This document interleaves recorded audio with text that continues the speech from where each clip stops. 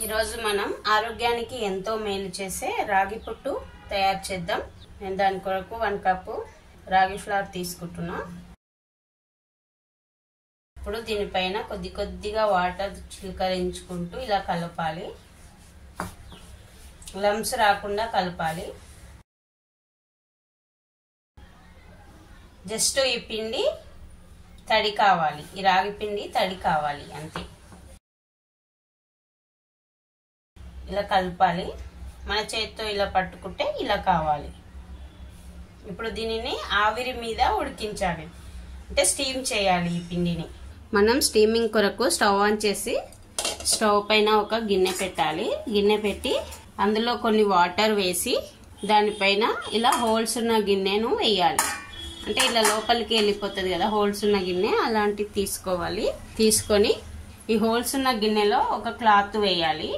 Wash చేసిన పలుచటి cotton cloth వేసుకోవాలి. వేసుకొని ఇందులో మనం కొద్దిగా వాటర్ వేసి కలిపి పెట్టినాం కదా లమ్స్ లేకుండా, ఆ రాగి ఫ్లోర్ వేసుకోవాలి. రాగి ఫ్లోర్ ఇలా పలుచగా ఇలా వేసుకోవాలి. అంటే ఇలా ప్రెస్ చేయొద్దు, చేత్తో ప్రెస్ చేయకుండా ఇలా వేసుకోవాలి. వాటర్ మరిగే వరకు మీడియం ఫ్లేమ్ లో పెట్టి తర్వాత లో ఫ్లేమ్ మీద పెట్టి దీనిని ఉడికించాలి. ఇప్పుడు ఈ క్లాత్ దీనిపైనంగా వేస్తే సరిపోతుంది. ఎక్స్ట్రా ఉన్న క్లాత్ ఉంది కదా అది ఇలా వేస్తే సరిపోతుంది. ఇప్పుడు మూత పెట్టి దీనిని ఉడికించాలి.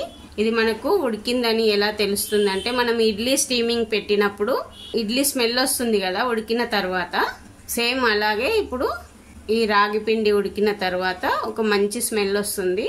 అప్పటి వరకు ఉడికించాలి. మనము స్టీమింగ్ కొరకు పెట్టిన రాగి పిండి ఉడికింది, మంచి స్మెల్ వస్తుంది. మనం పెట్టి 20 minutes ఎక్కువ అవుతుంది. మీడియం టు లో ఫ్లేమ్ మీద పెడుతూ ఉడికించిన నేను. ఇప్పుడు స్టవ్ ఆఫ్ చేసుకొని, స్టవ్ ఆఫ్ చేసిన తర్వాత ఒక 2 minutes ఆగి ఓపెన్ చేయాలి. ఇప్పుడు మనం దీనిని ఓపెన్ చేసి చూద్దాం.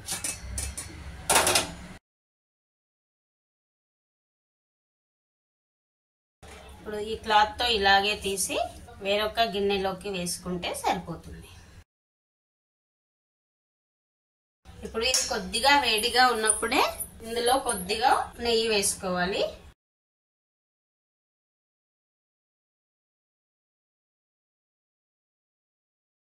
అలాగే 1/2 కప్పు వరకు బెల్లం తరుగు తీసుకోవాలి.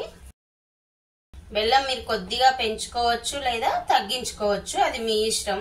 మీరు స్వీట్ తినేదాన్ని బట్టి పెంచుకోవడం తగ్గించుకోవడం చేయండి. ఇలా వేడిగా ఉన్నప్పుడే వేస్తే బెల్లం కొద్దిగా కరుగుతుంది. అంటే సన్నగా కట్ చేసి వేయాలి, లేకుంటే జాగరీ పౌడర్ దొరుకుతుంది కదా అది వేసుకోవచ్చు. మీ ఇష్టం, మీకు ఏది కావాలంటే అది వేసుకోండి.